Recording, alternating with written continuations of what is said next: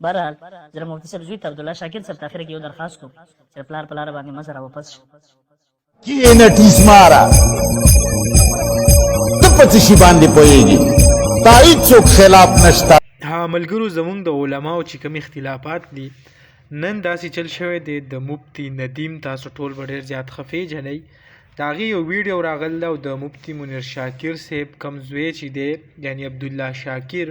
هغې ته یو پیغام ورکړی دی او دا یې ورته پکې ویلي دي چې ته د خپل پلار په نقشو قدم باندې مزه او ته چې کوم دی دا هر څه پرېږده او واپس چې دی ته راواوړه کنې وایي ستا به هم دغه شان مرګي دا ورته ویلي دي مفتی ندیم. بل طرف ته که تاسو وګورئ عبدالله شاکر کوم چې د مفتی منیر شاکر صاحب زوی دی هغې اعلان کړی دی چې په 4 تاریخ باندې به مونږ یو فیصله کوو او مونږ به دا ګورو چې آیا حکومت تر اوسه پورې زما د پلار کوم قاتل چې دی هغه معلوم نه کو نو په 4 تاریخ بیا چې کوم ما د پلار شاګردان یا زه مونږ چې وایسه فیصله کوو او که هغه د حکومت خلاف وي یا د هغه په حق کې نو هغه به بیا پته لګي. نو